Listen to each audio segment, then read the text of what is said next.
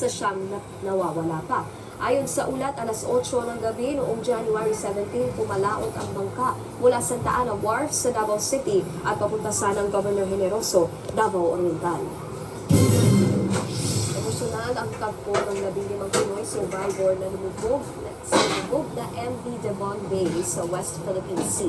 Nakarating na rin sila sa Maynila kanina matapos i-turn over ng China Coast Guard na tumulong sa search and rescue operations. May express report si Radian Pawi. Bago mag-alas 5:30 ng umaga, dumaong sa Pier 13 Port Area, Manila ang PCG vessel Teresa Magbanwa. Lulan nito ang 15 tripulanting Pinoy ng lumubog na MV Devon Bay. Kasama rito ang 2 tripulante na nasawi sa insidente.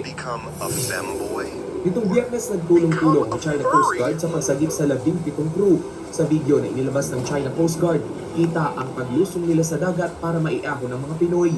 Binuhat na rin nila ang isang Filipino crew member na ito na tila hapong-hapuna sa pagod. Dito'y nagyakapan at nag-iyakan na ang mga nasagip na Pinoy.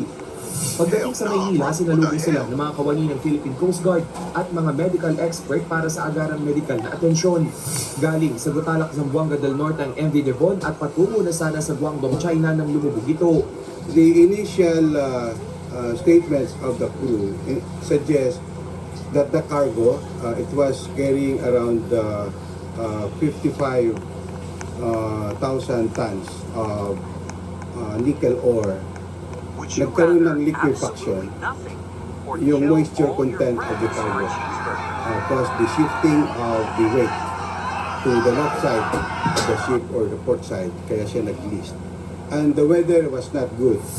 Ayon pa sa PCG Commandant, naging maayos ang koordinasyon sa pagitan ng Pilipinas at China. On the side of China, mayroon yung Hong Kong Maritime Rescue Coordinating Center. Yung dalawang centers po ang nag-usap kung paano po i-undertake yung search and rescue operations. Yung iba, very traumatic and some of them are injured. Masama talagang panahon during the time nung lumubog yung barko. So maraming mga injuries na sustain yung mga tripulante. Ayon sa Department of Migrant Workers, magbibigay ng tulong at suporta ang pamahalaan sa mga apektadong tripulante at kanilang mga pamilya. We will be taking care of the not just the survivors but also the families. Nagpasalamat naman ang PCG sa aksyon ng China Coast Guard. The Philippine Coast Guard really appreciate po yung effort ng China Coast Guard in rescuing yung ating mga nationals po. Nagbabalita mula sa frontline, Radian Pawi, News 5.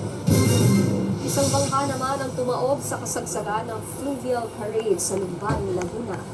Sa video, makikita pa ang paglangoy ng ilang pasahero papunta sa ligtas na lugar. Wala naman naiulat na nasaktan o nasawi na mula sa lumubog na bangka.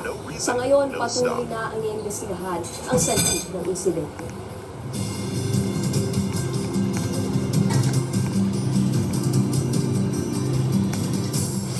Sa Weather Express, patuloy na your homework? sa malaking bahagi ng Answer me when I talk to you. partikular dito sa Metro Get Manila, off Roblox. Cagayan You have Valley, played enough today. Apayao, Enough Kalinga, screen for today. Mountain It will damage your Province, eyes. Ifugao, Go to sleep Aurora, now. at Quezon. Apektado rin ang Go play Kalinga, outside instead of playing that trash game. I work all day and this is what I get? Luzon, at iba pang Stop bahagi ignoring ng me, Luzon you at ungrateful Visayas. kid. You are adopted, by the way. Ng mainit at malamig na hangin Help me with naman laundry, you ang lazy kid. nagpapamulan sa Eastern Visayas, Your school grades are failing. Central Explain that. Visayas, Sorsogon, Did you Masbate, clean your room? Taguig, Misamis Oriental, I will at never Caraga. purchase you Robux Habang ever may again. pangalaman Did you do sa your homeworks? posibleng mga kaulan sa Answer me when I talk to you. Narangan, Mindanao. From a fire? Susunod, commercial ang mayroon ng Sheriff Abulak sa Mindanao. Inambush gamit ang bazooka. Si Mayor nakaligtas dahil sa armor at Chat with that sasakyan. employee. Yan at iba pang mga balita sa pagbabalik ng Frontline Express. Save the orphans, please.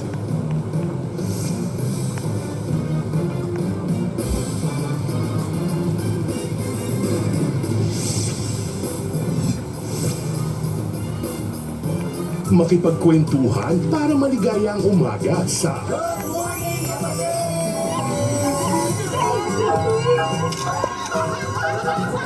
Good morning, kapatid, dito sa RPTV para sa Pinoy. Tuto ka ng masigasig na tambalan sa umaga. Nagtatanong lang po kami, anyari, walang heads up. Ted Filon at DJ Chacha dito sa RPTV para sa Pinoy. Tumatagundong ang mga dart. Tumatagos ang mga tres. At lumulupit ang mga laban.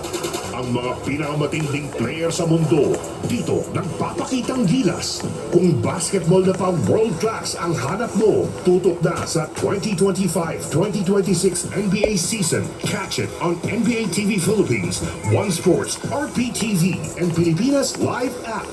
I'm Mark Nonoy and I'm from Tira Primagy. This is PBA 50's Next Gen. Siyempre, kababayan ko, James Yap. Yun nga, kasi isa siya sa idolo ko. And then, same school kami nung high school. And then, same province kami sa Negros. Being a good role model and on the court.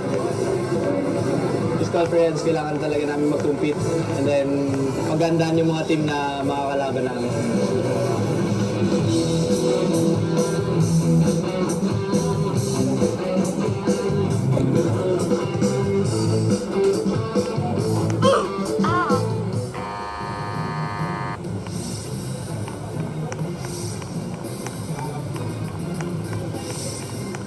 Suspects sa malalaman. Would you rather nuke France or nuke America?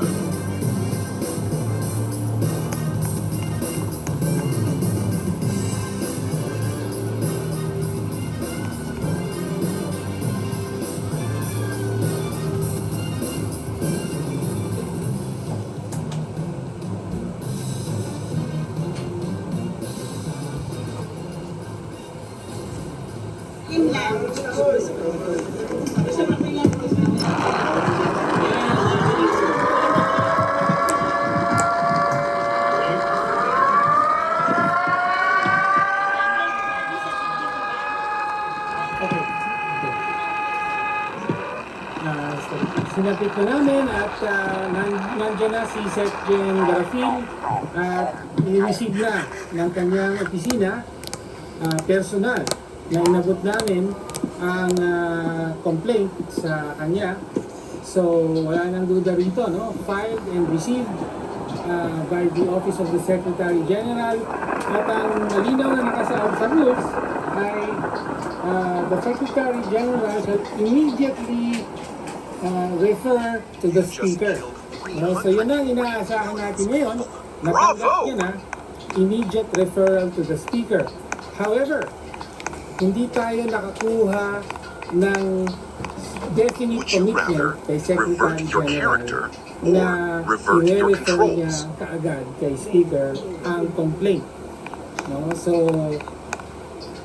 hindi natin malaman kung bakit. No? Babantayan natin ito at we expect dahil may sapat na panahon, no, dapat may immediate referral to the speaker, no, para naman yung speaker ma-actionan ito. According to the rules, the speaker has 10 session days to refer to include the complaint or complaints in the order of business. No? So in other words, You looks like a potato sa chips rules, now.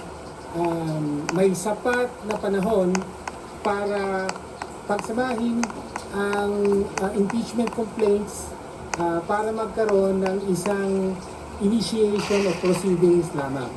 No? So in other words, walang anumang dahilan para sabihin ng House na may nauna na, hindi na pwede ang iba pa.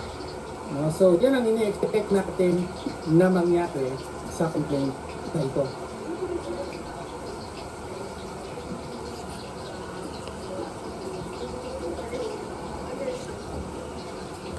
Sorry?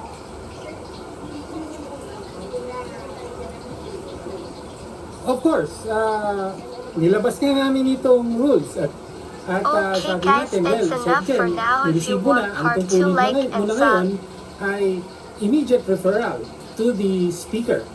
No? Unfortunately, hindi nga siya nagko-commit na ngayon mismo, di ba? Ibig sabihin ng immediate ay